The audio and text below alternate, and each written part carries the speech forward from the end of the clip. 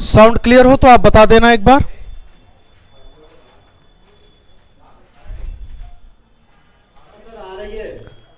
Okay, आप लोगों को कोई किसी क्वेश्चन में डिफ्लेक्शन था क्या? मुझे शायद पता चला आर्टिकल नंबर 12 में या अनुच्छेद नंबर 12 में। सादा बात, अनुच्छेद नंबर 12 जब मैं आपको पढ़ा रहा था तो क्या उसमें कोई डाउट था? राज्य शब्द की परिभाषा कह रहा हूं, कोई इस बात का डाउट है आर्टिकल नंबर 12 या अनुच्छेद नंबर 12 में? सादा बात, ब्रांच भारतीय संविधान के भाग 3 पार्ट 3 फंडामेंटल राइट में। ओके, अभी नहीं, क्योंकि मुझे ओके थैंक्स, क्योंकि मुझे यह पता चला था कि शायद आर्टिकल नंबर 12 में कुछ कंफ्यूजन है और आर्टिकल नंबर 12 गलत पढ़ा दिया गया। अगर आपको कोई ऐसा मेंशन कर रहा हो, बिल्कुल आपको इन बातों पर ध्यान देने की जरूरत नहीं है, क्योंकि आर्टिकल नंबर 12 में जो मैंने आपको डिफिनीशन लिखा रखी है वो सेम एज इट इज शब्द भारतीय संविधान से उठाकर मैंने आपको लिखवा रखे हैं। राज्य शब्द की परिभाषा को मैं आपको जरूर एक्सप्लेन वे में दूंगा, क्योंकि शायद किसी ने कह रखा था कि सादाबाद ब्रांच में किसी को प्रॉब्लम हुई है आर्टिकल नंबर 12 को लेकर कि जो डिफिनीशन ऑफ स्टेट है या राज्य शब्द की परिभाषा है वो गलत लिखाई गई है। आप 100% एश्योर्ड रहना, इस प्रकार की कोई भी बात नहीं होगी। जो भी चीजें हैं टू बी ऑथेंटिक वे से आपको क्लियर करूंगा कि आप कहां से उन चीजों को जाकर चेक करो। ठीक, तो एक स्पेशल क्लास ही मैं राज्य शब्द की परिभाषा पर बनाकर पोस्ट जरूर करूंगा। Okay thanks. तो कल हम लोगों ने टॉपिक स्टार्ट कर रखा था पंचायतें, और पंचायतें रखी हुई थी भाग 9 में। तो पार्ट का नाम लिख लेना, भाग 9 पंचायतें। हाँ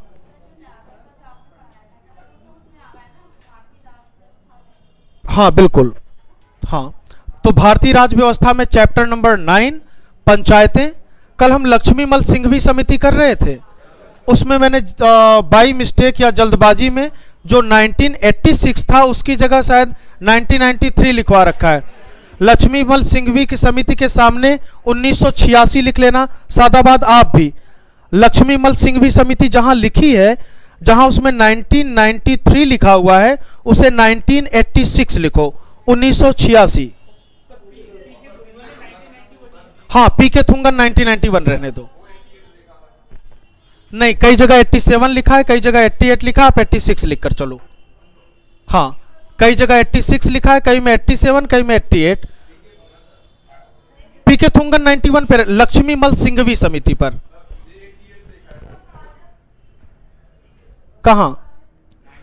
ठीक है, मैं उसे बाद में देख लूंगा, रखे रहो, उसे 1986 कर दो। हाँ, लक्ष्मीमल सिंघवी समिति। भाग 9 पंचायतें में चलते हैं। पंचायतों के कॉलम में हमने कल सारी समितियां देख ली थी, और इन सारी समिति को ध्यान में रखते हुए वर्ष 1992 में संसद को यह लगेगा कि इस देश में पंचायतों का गठन कर देना चाहिए। और पंचायतों का गठन करने की सिर्फ एक वजह थी, क्योंकि देश के संसद भवन में देश का प्रधानमंत्री राजीव गांधी खड़ा होता है और कहता है इस देश में जब 1 रुपए विकास के लिए दिए जाते हैं तो 85 पैसे तो रास्ते में ही खा लिए जाते हैं। जब 85 पैसे रास्ते में खा लिए जाते हैं, इसका मतलब विकास के नाम पर सिर्फ 15 पैसे पहुंच रहे थे। किसी देश का प्रधानमंत्री उस देश के संसद में खड़ा होकर यह बयान जारी करे तो यह बड़ी ही शर्मिंदगी का बयान था कि किसी देश के विकास के लिए 1 रुपए भेजे जा रहे हैं तो 85 पैसे बीच में खा कौन रहा है। ये पैसे ना खाए जा सके, इसलिए इन पंचायतों का गठन करना जरूरी था कि ये पैसे सीधे पंचायतों के पास पहुंचे और वो अपना विकास स्वयं सुनिश्चित कर सके। कंफर्म। तो 1992 में, क्योंकि कल हमने सारी समितियां देखी, इन समितियों को आधार बनाकर और इनकी रिपोर्ट को इंक्लूड करके भारत में 73वां संविधान संशोधन किया जाएगा। और जैसे 73वां संविधान संशोधन करेंगे, भाग 9 में लाकर पंचायतों को रख दिया जाएगा। कंफर्म। तो भाग 9 हेडिंग में लिखोगे, और सबसे पहले हम यहां पर शुरुआत करेंगे 73वां संविधान संशोधन। फर्स्ट पॉइंट लिखना 73rd अमेंडमेंट, कॉन्स्टिट्यूशनल अमेंडमेंट, 73वें संविधान संशोधन।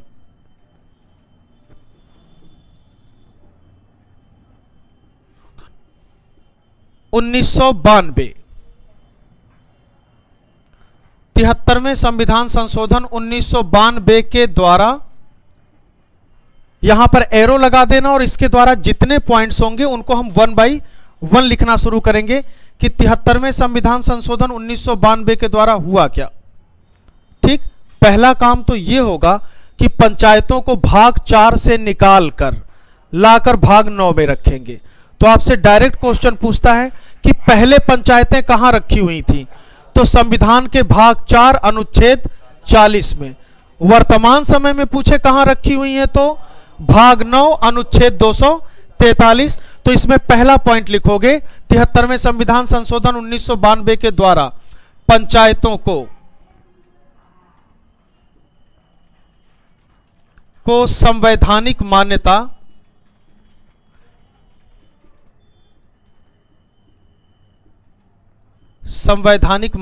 मिली तथा इनको भाग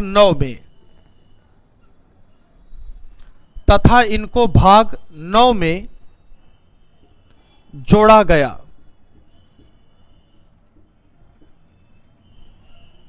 डायरेक्ट क्वेश्चन पूछता है कि पंचायतों को संवैधानिक मान्यता कब मिली, तो आपको बताना है 73वें संविधान संशोधन 1992 के द्वारा। तो देखो, अब आपसे कॉलम ये पूछे कि ये जो पंचायत दिखाई दे रही हैं, ये पंचायत पहले कहां थी, ठीक, और वर्तमान समय में कहां है। तो पहले हमें बताना है भाग 4 और अनुच्छेद 40। कई बार यह क्वेश्चन पूछा जा चुका है कि पहले कहां थी और अब कहां है। तो यहां पर हमने ध्यान दिया कि पहले भाग 4 में और अनुच्छेद 40 में थी, तो सरकार इन पर बिल्कुल ध्यान नहीं दे रही थी।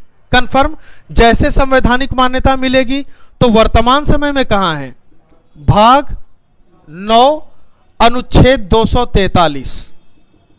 243 मोस्ट इंपॉर्टेंट क्वेश्चन रेगुलर पूछा जा रहा होता है कि पहले पंचायतें कहां थी, तो भाग 4 अनुच्छेद 40। इस समय कहां है, तो भाग 9 अनुच्छेद 243। पूछे इस समय भाग 9 में कैसे आई, तो हमें बताना है 73वें संविधान संशोधन 1992 के द्वारा। कंफर्म, इसी संविधान संशोधन के द्वारा संविधान में 11वीं अनुसूची जोड़ी जाएगी, 11th शेड्यूल। कंफर्म, तो नेक्स्ट लाइन में लिखना, इस संशोधन के द्वारा, ये लिख चुके, इस वाले पॉइंट को लिख लेना, भाग 4 अनुच्छेद 40 ब्रैकेट जो बना रखा है।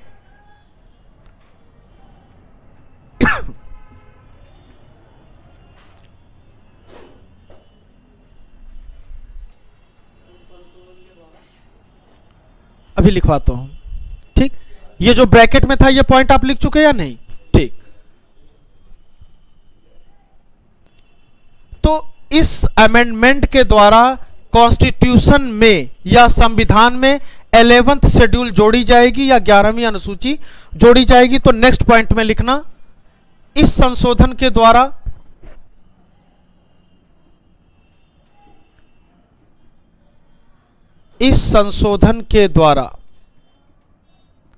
संविधान में 11वीं अनुसूची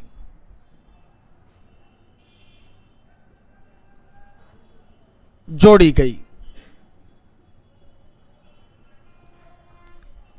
इस संविधान संशोधन के द्वारा संविधान में 11वीं अनुसूची जोड़ी गई। रेगुलर क्वेश्चन पूछ रहा होता है 11वीं अनुसूची किस संविधान संशोधन के द्वारा, 73 में। पूछा जाता है 11वीं अनुसूची क्यों जोड़ी गई, तो बताना है ग्राम पंचायतों के लिए। ठीक, तो ये पंचायतों का कॉलम भी कौन सा दिखाई देगा, ग्राम पंचायत। तो यहां पर ऐड कर देना ग्राम पंचायत। कंफर्म, तो 11वीं अनुसूची में क्या रखा गया है, ग्राम पंचायतों को रखा गया है। नेक्स्ट देखो, इसी 73वें संविधान संशोधन 1992 के द्वारा पंचायतों को 29 विषय पर कार्य करने का अधिकार दिया जाएगा। तो इसका मतलब जो आपकी गांव की पंचायत है, जैसे नाली बनवाती है 1 विषय, रोड या सड़क का निर्माण करवा रही होती है 2 विषय, स्कूलों का निर्माण करवा ले 3 विषय, प्राथमिक स्वास्थ्य केंद्र बनाए 4 विषय, तालाबों की खुदाई करवाए छह ऐसे 5 विषय, यूं करते हुए से टोटल कितने विषय दिए गए हैं? 29 विषय हैं जिस पर पंचायत काम कर सकती है, और ये विषय इसी संविधान संशोधन के द्वारा दिए गए। तो नेक्स्ट में लिखना है पंचायतों को 29 विषय पर, पंचायतों को 29 विषय पर काम करने का अधिकार, पंचायतों को 29 विषय पर काम करने का अधिकार।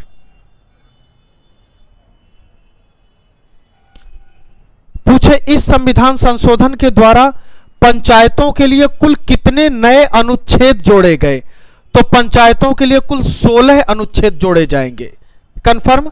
उसी 16 अनुच्छेद में आपका राज्य निर्वाचन आयुक्त भी दिखाई दे रहा होगा, ठीक? उसी 16 अनुच्छेद में आपको राज्य वित्त आयोग भी दिखाई दे रहा होगा। तो पंचायतों से संबंधित टोटल यहां पर नए 16 अनुच्छेद जोड़े जाते हैं। और इस क्वेश्चन को पूछ रखा है कि 73वें संविधान संशोधन के द्वारा ग्राम पंचायतों के लिए कुल कितने अनुच्छेद जोड़े गए? तो कितने अनुच्छेद? 16 अनुच्छेद। विषय पूछे तो कितने बताने हैं? 29 विषय। नेक्स्ट लाइन में लिखना, इस संशोधन के द्वारा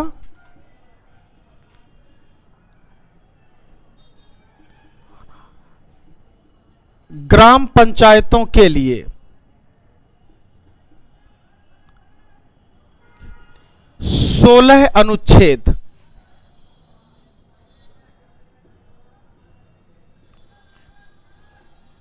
जोड़े गए।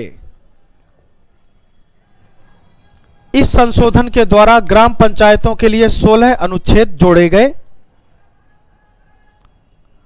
और इसी संविधान संशोधन के द्वारा यह तय किया जाएगा कि भारत में जो पंचायती राज सिस्टम है यह त्रिस्तरीय होगा। तो 3 स्तर का मतलब ग्राम पंचायत, क्षेत्र पंचायत या ब्लॉक पंचायत, और एक आपको दिखाई देती है नगर पंचायत। कंफर्म? या जिला पंचायत या जिला परिषद या नगर पालिका, आप इनको इन शब्दों से प्रयोग में ला रहे होते हो। तो भारत में कितने स्तरीय पंचायत दिखाई देती है?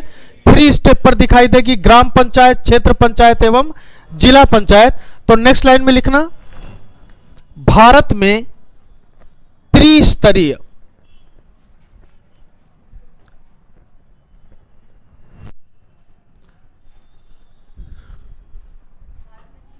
एक मिनट, भारत में त्रिस्तरीय मीन्स 3 स्तर होंगे, 3 स्टेप होंगे इसमें।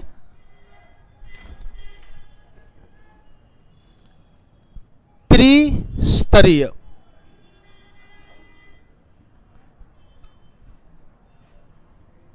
त्रिस्तरीय पंचायत का गठन।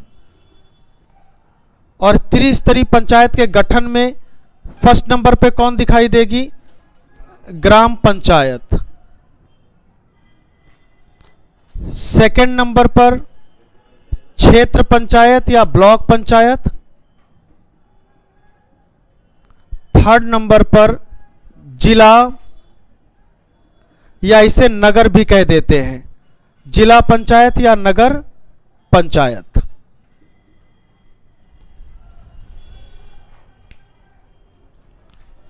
और यह त्रिस्तरीय पंचायती व्यवस्था किसकी सिफारिश पर की गई थी? बलवंत राय मेहता की सिफारिश पर। यहीं पर लिख लेना, बलवंत राय। हाँ बोलते रहो। हाँ सादाबाद, बलवंत राय मेहता समिति की सिफारिश पर।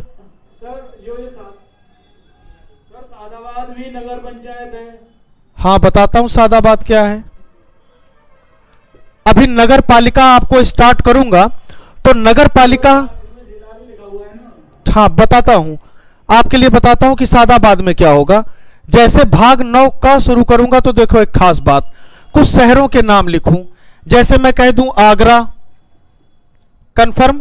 तो आगरा भी एक शहर दिखाई देता है, एक जिला दिखाई देता है। लेकिन महानगर है, आगरा कैसा जिला दिखाई देता है? महानगर। तो देखो यहां पर तो नगर निगम होगा, कंफर्म। दूसरे पर चलूं मथुरा, मथुरा भी एक जिला है, लेकिन अभी से यहां पर मेंशन मत करना, भाग 9 का मैं लिखवाऊंगा इन बातों को। अभी आप क्या पढ़ रहे हो? ग्राम पंचायत, क्योंकि उन्हें डाउट था तो इसलिए यहां पर क्लियर कर रहा हूं। तो देखो आगरा एक महानगर दिखाई दिया, तो महानगरों में क्या होगा, नगर निगम होगा। जैसे मथुरा गए तो मथुरा एक छोटा शहर दिखाई देता है आगरा के कंपेयर में, तो यहां नगर निगम ना होकर जिला पंचायत या जिला परिषद होगी। हमेशा छोटे शहरों में क्या होगी, जिला पंचायत। देखो जिला पंचायत शब्द आ गया या नहीं। अब देखो जिला पंचायत या जिला परिषद। अब लेकिन सादाबाद की बात देखूं, सादाबाद एक कस्बा है या नहीं, आगरा का एक कस्बा होगा जो शहर की तरीके डेवलप हो लिया। कंफर्म, हर शहर में दो चार ऐसे कस्बे होते हैं या नहीं जो शहर के तरीके डेवलप हो जाएं हर ब्लॉक पर। तो जब ऐसे कस्बे डेवलप हो जाएं तो वहां पर भी कुछ व्यवस्था करनी पड़ेगी। जब वहां व्यवस्था करते हो जो कस्बाई इलाके दिखाई देंगे, मिस टाउन, ये क्या है, कैसा इलाका दिखाई दे रहा है, टाउन। डिस्ट्रिक्ट शब्द इस्तेमाल नहीं कर रहा हूं मिस, यहां पर शहर की फैसिलिटी दिखाई देती हैं, एक टाउन की तरीके डेवलप हो रखा है, लेकिन कस्बा है एक डिस्ट्रिक्ट का। हो सकता है या नहीं, आगरा में ऐसे 3-4 कस्बे मिल जाएंगे जो शहरों की तरीके डेवलप दिखाई दें। तो देखो वहां पर क्या होगी, नगर पालिका। वहां पर क्या दिखाई दे रही होती है, नगर पालिका। कंफर्म, इसे ही आप नगर पंचायत भी कह दे रहे होते हो। तो देखो नगर शब्द मिल गया या नहीं, यहां पर जिला पंचायत या नगर पंचायत लिख रखा था, ये देखो शहरों के लिए यही शब्द इस्तेमाल हो रहा था। तो शहर को 3 कॉलम में डिवाइड कर दिया, बड़ा शहर, छोटा शहर और कस्बे। यही किया है या नहीं। ग्राम पंचायत और क्षेत्र पंचायत को बिल्कुल टच नहीं किया, ग्राम पंचायत क्षेत्र पंचायत को बिल्कुल टच नहीं करेंगे, लेकिन शहर को 3 कॉलम में डिवाइड किया है या नहीं। बड़े शहर नगर निगम, छोटे शहर जिला पंचायत या जिला परिषद, जो कस्बाई इलाके होंगे वहां पर क्या कहेंगे, नगर पालिका या नगर पंचायत, क्योंकि टाउन का मतलब नगर। लेकिन टाउन जो है वो डिस्ट्रिक्ट तो नहीं हो सकता, टाउन एक डिस्ट्रिक्ट नहीं हो सकता। पूछूं डिस्ट्रिक्ट तो कहोगे आगरा डिस्ट्रिक्ट, पूछूंगा टाउन तो कह दोगे सादाबाद। ठीक, आगरा जनपद के किस टाउन में हो तो बता दोगे कि मैं सादाबाद टाउन में हूं। कोई और टाउन भी ऐसे किरावली डेवलप है या नहीं, तो किरावली भी एक टाउन दिखाई देता है आगरा में छोटा सा, जहां पर शहर जैसी फैसिलिटी आपको दिखाई दे। तो हर डिस्ट्रिक्ट में कई ऐसे टाउन होते हैं जो डेवलप होंगे, तो वहां पर नगर पालिकाएं काम कर रही होती हैं। तो इन दोनों जगह तो अध्यक्ष होंगे, नगर पालिका अध्यक्ष, जिला पंचायत अध्यक्ष। लेकिन जैसे नगर निगम में आ जाओगे तो इसे ही कहते हैं मेयर, अध्यक्ष शब्द इस्तेमाल नहीं करेंगे। तो जब भाग 9 का में आएंगे तो हम इन्हें डिस्कस कर लेंगे। अभी 3 स्तरीय समझ में आया या नहीं, तो 3 बिल्कुल सब कुछ मेंशन करवाऊंगा भाग 9 का में। ठीक, मथुरा नगर निगम घोषित कर दिया गया है या ड्यूरिंग प्रोसेस है, मतलब अभी घोषित तो नहीं किया है। अच्छा कर दिया है, अच्छा तो बस मैं तरीका बता रहा था, मुझे नहीं पता कि ये मथुरा है या नहीं नगर निगम, बस बता रहा था कि अगर महानगर है तो नगर निगम, छोटा शहर है तो जिला पंचायत या जिला परिषद। कंफर्म, कस्बाई इलाका है तो कह दोगे नगर पालिका या नगर परिषद। कंफर्म। तो यहां पर त्रिस्तरीय पंचायती राज व्यवस्था की व्यवस्था किसके द्वारा की जाती है, बलवंत राय मेहता समिति की सिफारिश पर। इसी में कुछ पॉइंट्स और लिखते चलोगे ग्राम पंचायतों में ही।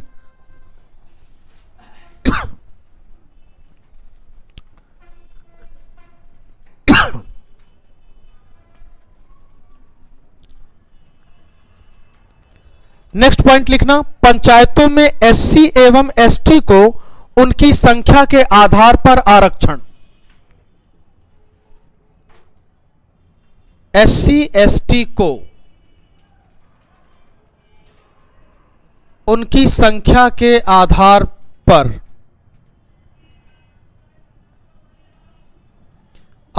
पर ग्राम पंचायतों में आरक्षण।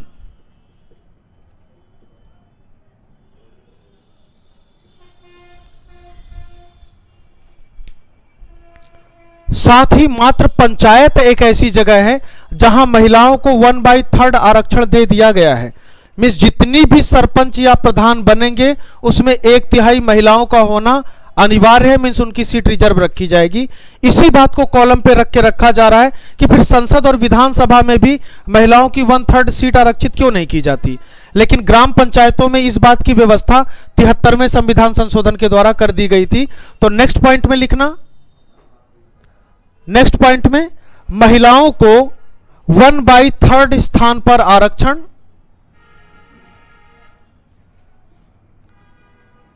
महिलाओं को 1/3 स्थान पर आरक्षण मीन्स जितने ग्राम प्रधान बन रहे होंगे उतने में से 1/3 महिलाओं का होना आवश्यक होगा। भारत में अजीब ही हालत है, वाइफ चुनाव जीत जाएगी लेकिन उससे कोई प्रधान नहीं करने वाला, उसके हस्बैंड कोई सब और प्रधान जी और सरपंच जी। तो नो डाउट क्या प्रधान सर, हाँ नाम मात्र, लेकिन सारी ऑफिशियल कार्यपालिका, शब्द मैंने कहा था एग्जीक्यूटिव।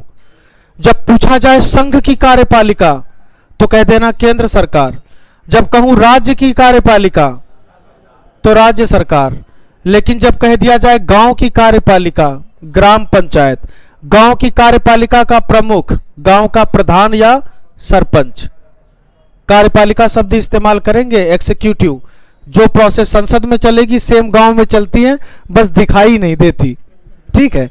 जो प्रोसेस होंगे वो सारे नोटिफाइड करेंगे।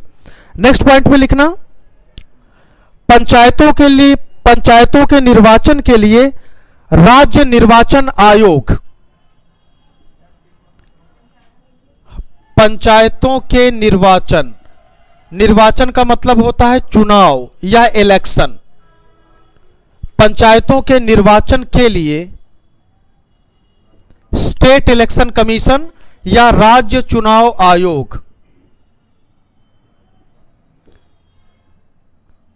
अब अगर आपसे डायरेक्ट क्वेश्चन पूछ दे कि राज्य चुनाव आयोग का कार्य क्या है, पंचायतों का चुनाव कराना, जबकि भारतीय चुनाव आयोग का काम क्या होगा, लोकसभा के चुनाव करवाए, राज्यसभा के चुनाव करवाए, विधानमंडल के चुनाव करवाए, राष्ट्रपति के करवाए, उपराष्ट्रपति के करवाए, लेकिन राज्य निर्वाचन आयोग सिर्फ पंचायतों के चुनाव करवाएगा। और पंचायतों में कौन सी, ग्राम पंचायत, क्षेत्र पंचायत और जिला पंचायत, इन तीनों पंचायतों की जिम्मेदारी किसकी होगी, राज्य चुनाव आयोग की। और राज्य चुनाव आयोग भी इसी संविधान संशोधन के द्वारा जोड़ा जाएगा। और यह सब कुछ अनुच्छेद 243 में ही है।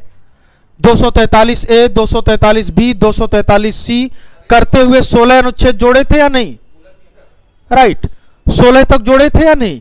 सेम काम 9 का में भी ले जाकर जोड़ेंगे, ठीक, वहां पर भी अनुच्छेदों की संख्या 18 कर रहे होंगे।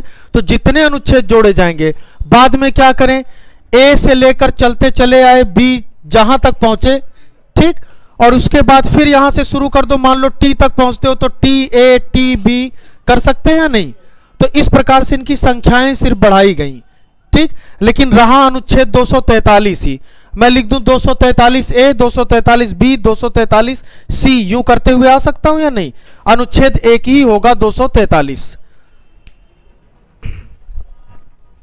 जब राज्य निर्वाचन आयोग या राज्य चुनाव आयोग की स्थापना अनुच्छेद 243 में की जा रही थी, इसी अमेंडमेंट के द्वारा, जो 73rd अमेंडमेंट आपको दिखाई दे रहा था, तो पंचायतों की आर्थिक हालत सही रहे तो इन्हें पैसे चाहिए थे या नहीं।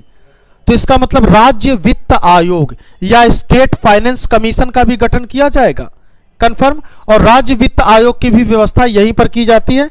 नेक्स्ट में लिखना, राज्य वित्त आयोग, राज्य वित्त आयोग की स्थापना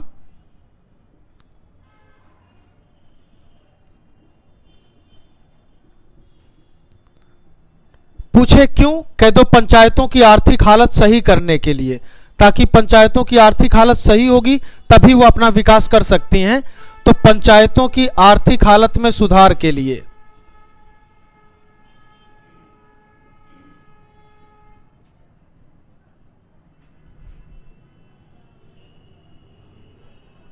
पंचायतों की आर्थिक हालत में सुधार, एक क्वेश्चन रेगुलर पूछा गया है कि राज्य वित्त आयोग का गठन किसके द्वारा किया जाता है। राज्य वित्त आयोग का गठन किसके द्वारा किया जाता है? राज्यपाल के द्वारा। जब भारत के लिए वित्त आयोग का है फाइनेंस कमीशन, आर्टिकल नंबर 280, जब वहां पर बात करें अनुच्छेद 280, तब तो राष्ट्रपति का नाम लेना है। लेकिन राज्य वित्त आयोग का गठन राज्यपाल के द्वारा, यहां लिख लेना, राज्य वित्त आयोग का गठन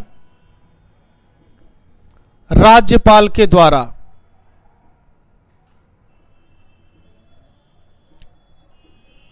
और राज्य वित्त आयोग में एक अध्यक्ष एवं 2 सदस्य होंगे, प्लस 2 सदस्य।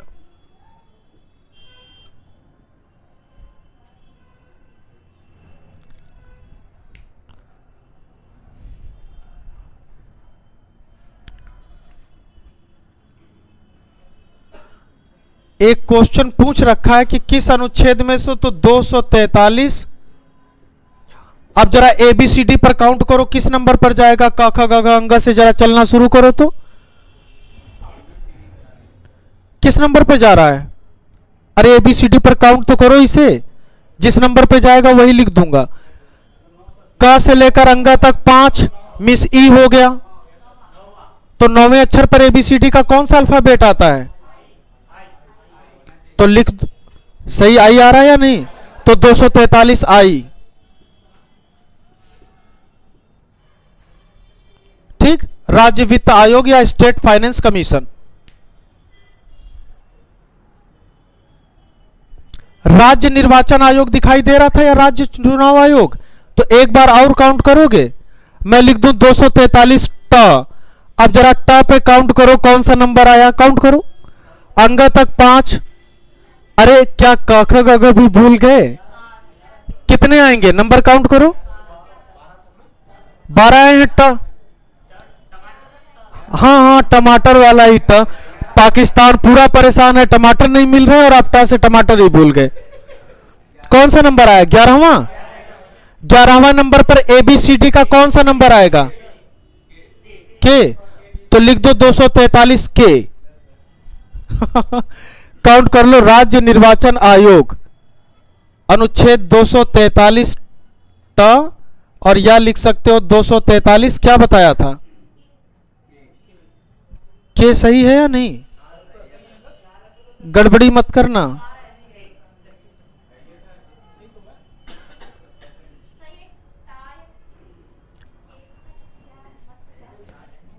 अच्छा, इसका क्या मतलब? देखो, अनुच्छेद नंबर 243 है या नहीं? मैं लिखूं 243 क, तो 243 ए भी तो लिख सकता हूं, 243 ख, तो 243 बी, ग, सी। क्लियर सी बात समझ में आई? ये नहीं लिख सकता 243 ए, 243 बी, 243 सी। और हिंदी में संविधान में इसे क्या लिख देंगे? 243 क, ख, ग, घ, अंग और ट तक पहुंचेंगे। जब ट पे पहुंचे तो कौन दिखाई दिया था? राज्य वित्त आयोग। तो जो 243 ट लिखा, इसे ही क्या लिख दिया? 243 के। कंफर्म? नेक्स्ट में लिखना,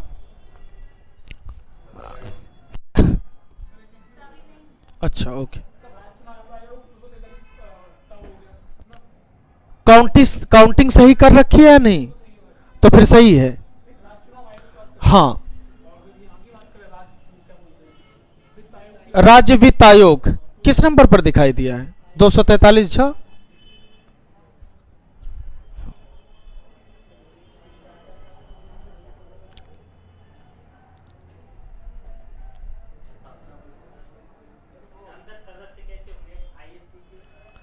नहीं, नियुक्त किया जा सकता है राज्यपाल के द्वारा, उसकी वो अधिकार है।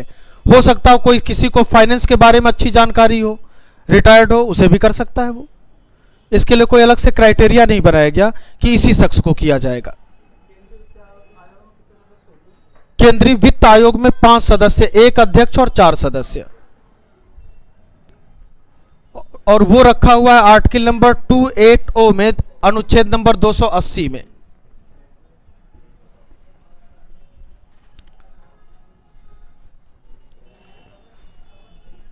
फिर कल मैंने 3 शब्दों का आपसे जिक्र किया था कि कई बार शब्द इस्तेमाल करेगा ग्राम या विलेज, ठीक, लेकिन बाकी जो दो शब्द दिखाई देंगे ग्राम सभा और ग्राम पंचायत, इंग्लिश में भी ग्राम सभा ही लिखेंगे और इंग्लिश में ग्राम पंचायत ही लिखेंगे, क्योंकि इसका गठन भारत में ही किया गया था। कंफर्म? तो हमने इसका नाम ही यही रखा। आपका नाम क्या है? तो इंग्लिश में भी आशीष ही लिख दूं ना। अब ये मत करना कि ट्रांसलेट करूं, आशीष का मतलब वरदान देना, और उसे ट्रांसलेट करके बना दूं कि ये रहे वरदान देने वाले, मतलब नहीं, वरदान लेने वाले या देने वाले, मतलब जो भी ट्रांसलेट नहीं करेंगे। क्या? हाँ, नीति आयोग का नाम वही रहता है, same, national institute for transforming India. तो लगा कि नीति बनाती होगी, लेकिन वो इंग्लिश का शब्द है जिसे इसे हिंदी में लिखा जाता है national institute for transforming India, means NITI Aayog. Next, मैंने कल आपसे कुछ शब्दों का जिक्र किया था कि आप जब गांव से निकल रहे हो तो शब्द दिखाई क्या दे सकता है? ग्राम। ठीक, ग्राम के बाद दूसरा शब्द क्या जिक्र हम लोगों ने किया था? ग्राम सभा, और तीसरा शब्द ग्राम पंचायत। मैंने कहा था इन तीन शब्दों का प्रयोग आपको गांव के बोर्ड पर देखने को मिल सकता है। जहां पर भी लिखा हो ये गांव आपका स्वागत करता है, तो मैंने कहा था पूरी आबादी, एक दिन के बच्चे से लेकर अंतिम जीवित शख्स तक गांव में काउंट किया जाएगा। ठीक, अकॉर्डिंग टू कॉन्स्टिट्यूशन। तो जैसे यहां पर अगर हम देखें तो गांव के आगे हम शब्द क्या लिख सकते हैं? पूरी आबादी। गांव के आगे सिर्फ शब्द लिख देंगे पूरी आबादी। अब इस पूरी आबादी में सभी लोगों को तो वोट देने का अधिकार नहीं होगा, उन्हीं लोगों को वोट देने का अधिकार होगा जिनकी एज 18+ हो, मीन्स 18 वर्ष के हो चुके हो। तो जो लोग वोट दे सकते हैं वो वोटर हैं या नहीं? और वोटर को ही हम क्या कहते हैं? मतदाता। तो डायरेक्ट क्वेश्चन पूछता है कि ग्राम सभा का निर्माण किससे होता है? तो ग्राम सभा का निर्माण सभी मतदाताओं से मिलकर होता है। जितने वोटर्स होंगे उनको हम किसमें काउंट करेंगे? ग्राम सभा। जैसे पूछा जाए आपके ग्राम सभा में कितने लोग हैं, तो तुरंत आपसे पूछा जा रहा है कुल कितने वोटर्स हैं। कंफर्म? तो ग्राम सभा का मतलब होता है वोटर, इसका मतलब सभी मतदाता।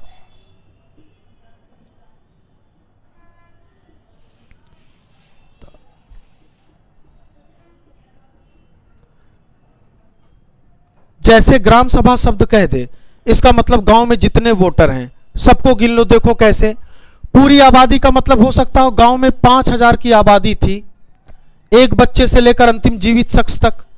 अब इस 5000 में एक दिन का बच्चा वोट देने तो जाएगा नहीं, 18 साल से जो कम रहे वो भी नहीं देने जाएगा। जब ये कहा गया कि काउंट करो इसमें कुल कितने वोटर हैं, तो आपको पता चला कि सर यहां पर तो 2000 वोटर हैं, और इन 2000 लोगों से ही मिलकर किसका निर्माण होगा? ग्राम सभा का। क्लियर सी बात समझ में आई? इसीलिए लाइन में क्या लिखा? सभी मतदाताओं से मिलकर ग्राम सभा का निर्माण होता है। कंफर्म? सभी मतदाताओं से मिलकर ग्राम सभा का निर्माण, सभी मतदाताओं से मीन्स हमें यहां मतलब है वोटर से, और यहां मतलब था पूरी आबादी से। ठीक, फिर तीसरा शब्द दिखाई देगा ग्राम पंचायत। देखो ग्राम पंचायत का मतलब क्या हो? जब गांव में इलेक्शन होता है और आप एक सरपंच या प्रधान को चुन लेते हो, उसके साथ कुछ वार्ड सदस्यों को भी चुनते हो या नहीं? तो जैसे एक सरपंच और आपने 5 वार्ड सदस्य चुन लिए, तो टोटल संख्या कितनी दिखाई देती है? 6। ये सभी निर्वाचित सदस्य हैं या नहीं? सभी इलेक्टेड मेंबर हैं, क्योंकि इन्होंने चुनाव जीत लिया। तो निर्वाचन का मतलब ही क्या होता है? इलेक्शन। तो जो इलेक्शन जीत जाए उसे निर्वाचित सदस्य कहोगे या नहीं? Elected members. तो मैं यहां पर देखूं तो निर्वाचित सदस्यों से मिलकर किसका निर्माण होगा? ग्राम पंचायत का। कंफर्म? जितने लोगों ने सिर्फ चुनाव जीता है, तो सिर्फ 6 लोग दिखाई दे रहे हैं या नहीं? तो ग्राम पंचायत का मतलब सिर्फ 6 लोग, 10 भी हो सकते हैं। अगर बड़ा गांव है तो एक प्रधान और जितने वार्ड सदस्य हो सबको जोड़ दोगे, वही आपके गांव की ग्राम पंचायत होगी। ठीक, तो यहां पर हम शब्द क्या लिखेंगे ग्राम पंचायत में? सभी निर्वाचित सदस्यों से मिलकर, सभी निर्वाचित सदस्यों से मिलकर ग्राम पंचायत का निर्माण होता है। सभी निर्वाचित सदस्यों से मिलकर ग्राम पंचायत का निर्माण होता है।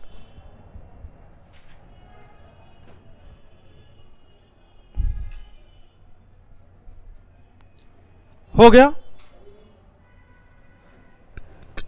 सभी निर्वाचित सदस्यों से मिलकर ग्राम पंचायत का निर्माण होता है। तो मैंने आपसे कल क्या कहा था, अब सतर्क रहना। किसी गांव में एंट्री करना और जैसे बोर्ड लिखा हो ये गांव आपका स्वागत करता है, तो समझ लेना पूरा गांव आपका स्वागत कर रहा है, एक दिन के बच्चे से अंतिम शख्स तक। लेकिन जिस गांव में आप गए और लिखा था ये ग्राम सभा आपका स्वागत करती है, इसका मतलब सिर्फ वोटर्स, जितने वोटर हैं वो आपका स्वागत कर रहे हैं। और जहां लिखा हो ये ग्राम पंचायत आपका स्वागत करती है, तो सतर्क हो जाना कि 5000 लोगों में बस 5-6 लोग आपका स्वागत कर रहे हैं, बाकी किसी से आपको लफड़ा मोल लेने की जरूरत नहीं है। सिर्फ 6 लोग स्वागत कर रहे हैं या नहीं, तो बाकी आपका अच्छा स्वागत कर सकते हैं। ठीक, तो जहां ग्राम पंचायत लिखा हो तो तुरंत समझ लेना सिर्फ 5-6 लोग, ज्यादा से ज्यादा 10 होंगे। ठीक, तो आपसे यह पूछे कि गांव की कार्यपालिका इनमें से कौन सी होगी? ग्राम पंचायत, क्योंकि ये निर्वाचित हुए हैं या नहीं। और कार्यपालिका का मतलब होता है सरकार। मैं कहूं केंद्र की कार्यपालिका मीन्स केंद्र सरकार, राज्य की कार्यपालिका मीन्स राज्य सरकार, गांव की कार्यपालिका मीन्स ग्राम पंचायत। कार्यपालिका का मतलब क्या हुआ? जो कार्य करे। सरकार के लिए शब्द क्या इस्तेमाल करते हो? ये सरकार काम नहीं कर रही, अगली बार वोट ना दूं। सरकार के लिए यही कहते हो ना कि ये सरकार काम नहीं कर रही, इसका मतलब सरकार को कार्यपालिका कहेंगे या नहीं। तो ग्राम पंचायत का भी काम क्या था कि वो काम करे, नाली सही करवाए, रोड सही करवाए या अन्य जरूरतें करवाए।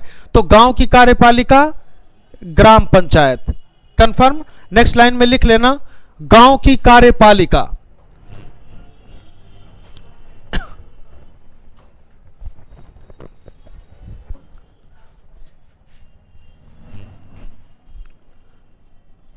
गांव की कार्यपालिका ग्राम पंचायत।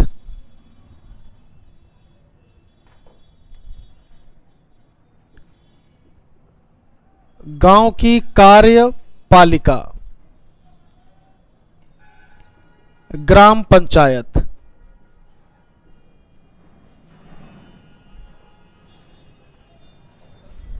ग्राम पंचायत के लिए कॉलम किया जा रहा होता है, जैसे संसद की बैठक होती है या नहीं।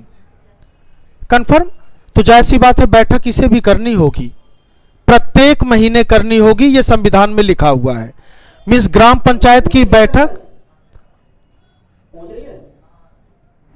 ठीक, तो देखो ग्राम पंचायत के संबंध में क्या बातें कही गई हैं कि ग्राम पंचायत की बैठक प्रत्येक माह होगी। लिखा है, अब ये करते हैं या नहीं करते, लेकिन डॉक्यूमेंट्स कंप्लीट करके डीएम कार्यालय में जरूर भेज दिए जाते हैं कि प्रत्येक महीने ग्राम पंचायत की बैठक होती है। और ये क्वेश्चन डायरेक्ट पूछा गया है कि ग्राम पंचायत की बैठक कितने दिनों में? प्रत्येक माह। हो सकता हो इस महीने ना हो पाई, तो स्पष्ट लिखा गया है कि ग्राम पंचायत की बैठक में 2 महीने से अधिक का अंतराल नहीं हो सकता। ठीक, हर हालत में दूसरे महीने बैठक करनी होगी और वो कागज तैयार करके डीसी कार्यालय में लगाना होगा या डीएम कार्यालय में। कंफर्म? ग्राम पंचायत की बैठक प्रत्येक माह होगी। पहली लाइन लिखना। हाँ बोलो, कौन सी? ये लाइट? फिर मुझे लगता है कि ट्रांसमिशन में प्रॉब्लम होगी। ग्राम पंचायत की बैठक प्रत्येक माह मीन्स एवरी मंथ ये बैठक कंडक्ट की जाएगी। ठीक, नेक्स्ट देखो, अगर प्रत्येक महीने नहीं हो पाई तो कितने दिन से ज्यादा का गैप नहीं होना चाहिए? 2 महीने से ज्यादा का गैप नहीं होना चाहिए। नेक्स्ट लाइन में लिखो, ग्राम पंचायत की बैठक में 2 माह से ज्यादा का अंतराल नहीं हो सकता। ग्राम पंचायत की बैठक में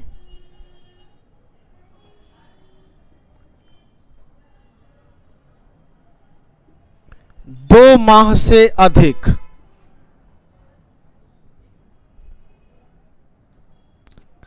का अंतराल नहीं।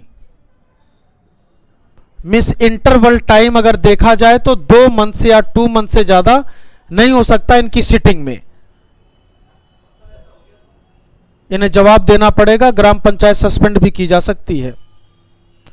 कंफर्म। बैठक क्यों नहीं की, पूरा कारण बताओ, इसलिए पूरा ये कागज तैयार रखते हैं। और गांव में आपको लगता होगा कभी बैठक हुई ही नहीं, रियल हो या ना हो कागज पूरे तैयार होते हैं। यहां तो सड़क नहीं बनती, पूरी सड़क कागजों में बन जाती है कि 6 लेन की सड़क, चाहो तो प्लेन उतार लो। अब सरकार ने वो वाला कागज भेज दिया एयरफोर्स के पास कि देखो अगर हमला हो तो वहीं उतार लेना प्लेन। अब एयरफोर्स वाला घूमता रहे कि रोड गई कहां, ठीक, लौटेगा पूछेगा, कहेगा सर आपने एक बात तो ध्यान ही नहीं दी। कहे क्या, जब सड़क बनवाई थी उसके बाद देखो बारिश आई थी। कहे हाँ, कहे उसी में बह गई। कहे क्यों, कहे बारिश के समय तो आपने कहा सड़क बनवाओ, मैं बनाता था, बारिश होती थी, तारकोल पकड़ नहीं रहा था, उसी में उड़ गई। अब उड़ गई तो अब ढूंढते रहो, क्योंकि बनी ही नहीं थी। कंफर्म। तो कागजी कार्रवाई तो पूरी करनी पड़ेगी। अगर ये ऑफिशियली डॉक्यूमेंट्स कंपेल नहीं करते हैं तो इनके खिलाफ कार्यवाही की जाएगी, क्योंकि संविधान में रूल है तो संविधान के रूल के अगेंस्ट नहीं जा सकते। तो बैठक प्रत्येक माह करनी होगी। यदि प्रत्येक माह नहीं कर पाए तो 2 माह से अधिक का अवकाश नहीं होना चाहिए। कंफर्म। फिर हमें नेक्स्ट चीज चेक करनी है। गांव में कोई विवादित मामला था, कोई डिस्प्यूटेड मैटर होगा, तो डिस्प्यूटेड मैटर पर ग्राम पंचायत की बैठक नहीं होगी। देखो क्यों नहीं होगी, क्योंकि ग्राम पंचायत में अधिकतम मेंबर कितने दिखाई देते हैं, 6, 8, 10, चलो 20 मान लेता हूं। बहुत बड़ा गांव था, 5,000 या 10,000 आबादी थी। अब विवादित मामला दिखाई देता है, ये 6 लोग पहुंच गए कि हम ग्राम पंचायत हैं, चलो अच्छी बात है। ये था गांव का तालाब, और इस तालाब के अगल बगल एक ही परिवार के 500 लोग रहते हैं। अब इन्होंने तालाब पर कब्जा कर रखा है। अब ये ग्राम पंचायत वाले पहुंच गए कि कब्जा खाली करो, हो सकता हो कब्जा इन्हीं का खाली कर दें ये सब। अब ये 5 लोग क्यों उलझे, मुसीबत बिल्कुल मोल नहीं लेनी इन्हें। दूसरी खास बात, भरोसा कैसे करें कि ये सही न्याय करने जा रहे हैं, प्रॉब्लम हो सकती है नहीं। तो अब एक खास काम करेंगे कि 5,000 की आबादी में, मैंने ये कहा था चेक कर लें कितने वोटर्स हैं। हो सकता है कि 5,000 की आबादी में 2,000 वोटर थे, तो ये 2,000 वोटर ग्राम सभा दिखाई देती है या नहीं। मैंने बताया था सभी वोटर्स या मतदाता से मिलकर क्या बनेगी, ग्राम सभा। तो विवादित मामलों पर बैठक हमेशा ग्राम सभा की होगी, ग्राम पंचायत की कभी नहीं होगी। कंफर्म। लेकिन अब ये लगा, हां अब चेक करें। अब एक गांव में ग्राम सभा का मतलब सभी वोटर्स। अब कोई दिल्ली काम कर रहा है, कोई हरियाणा काम कर रहा है, आधे मुंबई गए हुए हैं, सारे जगह जगह गए हैं, तो अब ये तो तालाब का कब्जा कभी न छूटे। ठीक, तो इसके लिए कोरम किया गया कि ग्राम सभा का 1/5 मेंबर अगर मौजूद है, कितने मेंबर, कट करो कितने आए, अगर इतने लोग मौजूद हैं तो ग्राम सभा की बैठक होगी, जो फैसला लेगी मान्य होगा।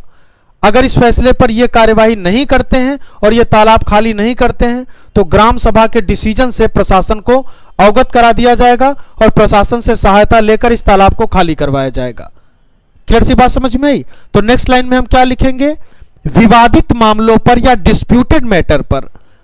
नेक्स्ट लाइन में लिखना, विवादित मामलों पर बैठक,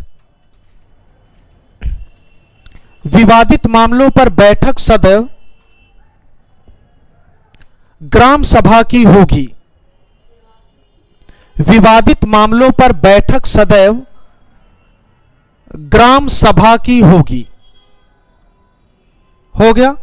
विवादित मामले के नीचे अंडरलाइन कर दो और ग्राम सभा के नीचे, ताकि यह पता हो कि ग्राम सभा सिर्फ एक मामले पर बैठक कर सकती है, विवादित मामले पर। कंफर्म। कितने सदस्य मौजूद होने चाहिए ग्राम सभा के, 1/5। नेक्स्ट लाइन में लिखना, ग्राम सभा के 1/5, ग्राम सभा के 1/5 सदस्यों का, 1/5 ग्राम सभा के 1/5 सदस्यों का बैठक में उपस्थित होना अनिवार्य होगा। ग्राम सभा के 1/5 सदस्यों का बैठक में उपस्थित होना अनिवार्य होगा। अगर 1/5 नहीं हो पाए तो बैठक नहीं होगी, विवादित मामला टाल दिया जाएगा। क्योंकि बैठक हमेशा विवादित मामलों पर ग्राम सभा की, ग्राम पंचायत की बैठक नहीं करेंगे। कंफर्म सी बात समझ में आई? ग्राम सभा जब बैठक कर रही होगी, सॉरी ग्राम पंचायत, तो ग्राम पंचायत की बैठक इस बात पे होगी, जैसे मैंने कहा था आपकी संसद है वैसे ग्राम पंचायत है। अब देखो किस तरीके से, अगर दो सरपंच या दो प्रधान फाइट कर रहे थे तो चेक करें, ये शख्स तो प्रधान बन गया और ये दूसरे नंबर वाला प्रधान नहीं बन पाया, इसके वोट हो सकता है इससे 200 कम रह गए हों, अगर 200 वोट और पा जाता तो ये ग्राम प्रधान बन जाता या नहीं? जब इलेक्शन हो जाता है तो कहते हैं यार ये तो बस 200 वोटों से जीत गया, यही कह रहे होते हैं या नहीं? इसका मतलब कुछ वोट तो इसे मिले होंगे। कंफर्म? अगर गांव में 5000 वोट थे तो इन दोनों के वोट में 200 का अंतर दिखाई दे रहा होगा। तो एक खास बात देखो, हो सकता हो 3 वार्ड सदस्य इसके जीते हैं तो 2 इसके भी हैं या नहीं? ठीक। अब जब बैठक होगी तो देखो बैठक में विपक्ष भी मौजूद है या नहीं ग्राम पंचायत में? जैसे संसद में विपक्ष मौजूद होता है, इनका भी होना जरूरी है। अब इस ग्राम प्रधान ने कहा हम नाली बनवाएंगे, तो तुरंत विपक्ष ने यह कहा कि इस नाली को बनवाने की जरूरत नहीं है, अभी ये नाली सही दिखाई देती है, आप पैसे का गलत इस्तेमाल करना चाहते हो। अड़ंगा लगा रहा होगा या नहीं? लेकिन अब ये 2 अकेले क्या करें, बहुमत तो इसकी तरफ है। अगर ये वाला इसकी तरफ आ गया, बहुमत किसका हो गया? अब नाली नहीं बनेगी। बात समझ में आई या नहीं? अब नाली नहीं बनेगी क्योंकि ये 3 सदस्य हो गए या नहीं, बहुमत में हो गया। अब अगर ये वाला भी भाग आए तो इन जनाब को इस्तीफा देना पड़ जाएगा। अल्पमत में हो गए या नहीं? ये सारे के सपोर्ट कर दे इसे कि ना ना इसे हटाओ, अल्पमत में चल रहा है, इसने सारी गड़बड़ी फैला रखी है, तो इस व्यक्ति को डीएम कार्यालय के द्वारा बनाया जा सकता है। क्योंकि जब चुनाव होगा तो जो मुख्य चुनाव अधिकारी डिस्ट्रिक्ट का होता है, कौन होता है? आपके डिस्ट्रिक्ट का डीएम होता है या नहीं? ठीक, उसे बना दिया जाता है। बाकी आपके चुनाव में कुछ एग्जीक्यूटिव मजिस्ट्रेट भी बना दिए जाते हैं। कई मजिस्ट्रेट दिखाई देंगे, आपको पता चलेगा ये तो बिजली विभाग में इंजीनियर थे, एक उनको खटारा सी दे दी जाएगी जिप्सी और उस पर लिख देंगे एग्जीक्यूटिव मजिस्ट्रेट, मतलब वो 10 या 15 दिन तक मजिस्ट्रेट रहेगा, क्योंकि एग्जीक्यूटिव मजिस्ट्रेट की पावर निर्वाचन आयोग ने उसे दे रखी है। ऐसे ही एक इंजीनियर साहब थे जल निगम के, उनको बना दिया आजमगढ़ में एग्जीक्यूटिव मजिस्ट्रेट, और उनके अंडर में पोल थे 4-6 कि भाई आप यहां भाग दौड़ के देखते रहना, कोई धांधली ना हो। अब उनके साथ जो सिक्योरिटी में आया वो एक होमगार्ड था, तो यूं ही बात हो रही थी तो होमगार्ड ने क्या कहा इंजीनियर साहब से कि सर एक बात कहनी है। कहे क्या? कहे ये राइफल चलती वलती है नहीं, कहे ये राइफल चलती वलती है नहीं। तो इंजीनियर साहब ने क्या बताया? चलानी भी नहीं है, बूथ लुटता है तो लुटने देना, हमारा काम है जीप लेके निकल लेना और चुनाव आयोग को बता देना कि लुट गया बूथ, मिस लुट लिया बूथ तो होगा दोबारा चुनाव। You have to not going to become involve in dispute. आपका काम चीजों पर नजर रखना है और चुनाव आयोग को इन्फॉर्म करना है। वहां पे जो फोर्स होगी उसका काम है रोकना। अब अगर वो 5-6 मेंबर उस 2000 की भीड़ को नहीं संभाल सकते तो बिल्कुल डरने जैसी बात नहीं है, उस बूथ के इलेक्शन को कैंसिल किया जाएगा, री इलेक्शन करेंगे। मिर्जापुर में आपके उत्तर प्रदेश में चुनाव संपन्न हो रहा था, तो पहले कुछ बैलेट पेपर वाला काम चल रहा था, तो एक जगह सही टाइम पर नहीं पहुंच पाई जो इलेक्ट्रॉनिक वोटिंग मशीन, तो लगा कि ठीक है भाई यहां पर इस क्षेत्र में ये बैलेट बॉक्स के थ्रू ही करवा देते हैं। चुनाव हो रहे थे, सभी लोग चुनाव डाल रहे हैं, एक पता नहीं कहां से समर्थक आ गया अपने लीडर का, किसी ने बता दिया कि आपका समर्थक हार रहा है, तो उसने सोचा अब जीतने के लिए करूं क्या, बैलेट बॉक्स ही लेकर भाग लिया। अब बताओ पुलिस वाले पीछे पीछे दौड़ रहे हैं, वो डब्बा लिए भागा जा रहा है। अंत में थक लिया तो पुलिस का जवान एक बात तो समझ गया, लेकर भाग गया तो भी सस्पेंड, तो लेकर ना भागने दो, उसने 1 राउंड फायर कर दिए। 1 राउंड फायर किया तो वो ऑन स्पॉट वहीं पर डेड हो गया। तुरंत एसपी आया तो उसने क्या आदेश जारी किया, अच्छा शूट ऑन साइड, गोली मार दी, कहे सस्पेंड। तो उसे तो पता था लेकर भाग जाता तो भी सस्पेंड और लेकर नहीं भागा तो भी सस्पेंड। मौके वारदात पर डीएम पहुंचा, कहे क्या वजह थी, क्योंकि डीएम मुख्य चुनाव अधिकारी था पूरे मिर्जापुर जनपद का, तो पूरा प्रशासन उसके अनुसार चलेगा। तुरंत उसने पूछा सिचुएशन क्या थी, बताया गया सर बैलेट बॉक्स लेकर देखो यहां तक भाग आया है और इस सिपाही ने गोली मार दी, मैंने इसे सस्पेंड कर दिया। कहे क्यों कर दिया? कहे आउट ऑफ टर्न प्रमोशन, ये सिपाही के लायक नहीं, इसे हेड बनाओ। तुरंत सस्पेंड का ऑर्डर कैंसिल किया गया, he is going to become in a promotion. तो प्रशासन का काम जो होगा, कहीं इंफॉर्मेशन पहुंचाना होगा, अगर कहीं पर ऐसी लूट होती है तो सिर्फ चुनाव जो होंगे वहां के निरस्त करके री इलेक्शन की जो नोटिफिकेशन है वो चुनाव आयोग के द्वारा जारी कर दी जाएगी। तो सतर्क रह सकते हो कि कब क्या करना है। अब आपको लगा होगा कि सर इतना सटीक निशाना, गोली मार दी मर गया। सटीक नहीं था तभी तो मर गया, सटीक निशाना नहीं था तभी तो मर गया, वरना कमर के नीचे गोली नहीं मारता। एक बार गोरखपुर में एक हाथी पागल हो गया था, काफी समय पहले की बात है। तो उसमें कहानी में दे रहा था कि आपके इंडियन पुलिस का निशाना कितना जबरदस्त है। हाथी पागल हो गया तो प्रशासन ने कहा गोली मार दो। 10-20 सिपाही लगे हुए थे गोली मारने में, एक भी गोली नहीं लगी हाथी को। यार इतना बड़ा हाथी, एक भी गोली नहीं लगी। चलाते उधर थे, भागते उधर थे कि क्या पता मेरी तरफ ही दौड़ दे। तो प्रॉब्लम्स हो सकती है, क्योंकि जिस दिन ये ट्रेनिंग पीरियड में होते हैं उसी दिन इनसे फायर करवा लिया जाता है। अब उस दिन फायर करने के बाद वो कंधे पर ही टंगी रह जाती है, और हर जगह जो शूटिंग रेंज बनाई जाती है पुलिस वालों की, वहां शूटिंग करवाई नहीं जा रही होती। तो जाहिर सी बात है उसने पहले दिन राइफल चलाई होती है और अंतिम दिन तक आप उम्मीद मत करना कि उसने कुछ चला रखा है। अब आपके साथ सिक्योरिटी गार्ड 2-4 हैं तो आप सोचो कि ये तो सटीक उड़ा ही देगा, वो आप देख लेना आपको क्या करना है। ठीक है, हाथी पर सटीक निशाना नहीं लगा तो फिर आदमी की तो बात छोड़ो, पता नहीं कैसे लग गया। और जब पता नहीं कैसे लग गया तो आउट ऑफ टर्न प्रमोशन ही ठीक था कि कम से कम इसी का निशाना ठीक है। क्या? हाँ, यहां तो मुंह से भी गोली चला दे रहे होते हैं। मतलब कितनी बड़ी बेवकूफी थी। सोचो मुंह से वो ठाए ठाए बोल रहा था। अपराधी क्या डरेगा? मतलब जैसे बच्चों को तुम डरा रहे हो, वो भी सोचा होगा कितना बड़ा बेवकूफ ऐसाई है। Then everything. तो कुछ दिन तक उत्तर प्रदेश पुलिस का मजाक भी बना रहा, लेकिन शायद पुलिस ने उसका बचाव भी किया कि बड़ा हिम्मती व्यक्ति था। गोली खत्म हो गई तो मुंह से ठाए ठाए करके माहौल को उसने संभाल रखा था। Doesn't matter. मतलब कलाकारों की कमी नहीं है। कोई अपनी कला का प्रदर्शन कैसे कर दे, कोई कैसे कर दे, कोई सभी कलाओं का प्रदर्शन कर देता है। ठीक है, नेक्स्ट क्लास आपकी रिमेन, यहां से देख लेना। ये लाइव हट लिया है क्या?